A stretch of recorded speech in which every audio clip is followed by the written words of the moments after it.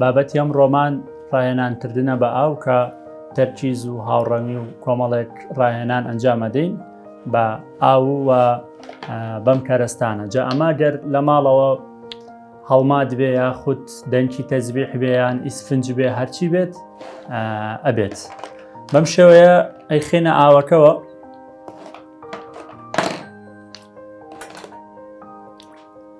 ئەمە دوو نوع مرومان هێناوە، هەندێکیان وەکو ئەیبینن ئەکەوێتە سەر ئاو، بەڵام ئەمانەی تر ئەچنە ژێری ئاوەکەواتە قورسترن. ئەتوانین بۆ ئەوەی مناڵەکە چێژێک وەربگرێ لە ئەنجامدانی ڕاهێنانەکەیە دەست بکا بە ئاوەکەیە. ئێمە داوای لێەکەین بۆ نمونە ڕاهێنانی ڕەنگەکانی پێکەین، داوای لێەکەین ڕەنگی سەوزمان باتێ، سەوزمانەداتێ، بەم شێوەیە دەرێهێنێت و ئەی خاتە بۆکسێکی ترەوە یاخود قاپێکی ترەوە، ئەمە کێشە نابێت. ئەتوانین ڕاهێنانێکی تر بەمە بکەین، وەگوتمان ئەمە هەندێکی سووکە کەوتۆتە سەر ئاوەکە، هەندێکیشی کەوتۆتە ژێر ئاوەکە، ئەتوانی لێرە ڕاهێنانی قورس و سووک ئەنجام بدەین.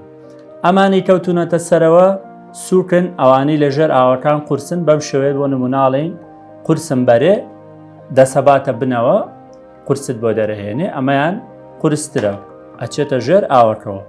بۆ نمونە ئەمە سووکە لەسەرەوەی ئاوەکە وەستاوە. وەکو تەرکیز ئەتوانین بەم مقاشە کە لە هەموو ماڵێکە ئەم مقاشە هەیە، ئەگەر نەشبێت ئەتیادی ئەتوانین بە کەوچک ئەنجامی بدەین. بەم شێوەیە بۆ تەرکیز، چونکە ئەمە کە مناڵەکەم مقاشە ئەباتەوە یەک شتەکەی پێدرێت تەرکیزی ئەوێ و پێویستی بەوەیە کە ئەندامەکانی جەستەی چاو و دەستی بە یەکەوە تەنسیق بکەن هەتاکو هەڵی ئەگرێت و پاشان دەرێهێنێت و ئەیکاتە ناو بۆکسێکی ترەوە. بەم شێوازە ئەمە هەم ڕاهێنانە بۆ تەرکیز و هەم مناڵ زۆر حەزیان لە بەکارهێنانی ئاوە بە شێوەیەکی گشتی، بۆیە ئەم ڕاهێنانیان زۆر پێخۆشە. کەوچکەکە بێگومان مامەڵەکردن لەگەڵی قورسترە لەبەرەوەی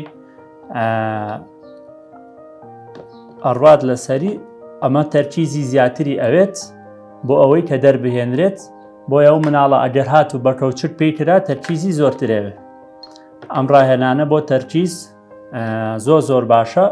وەگوتمان ئەتوانین ئیسفنج بە مقەس ببڕین بیکەینە ناوی، بە چیلکە دەریبێنێ یاخود بە دەست دەریبێنێ، یان بە هەر شێوازێکی تر کە ئەنجامی بدات و ئەو ئامانجانی کە باسمان کرد لەو ڕاهێنانەوە بیهێنێتە دی.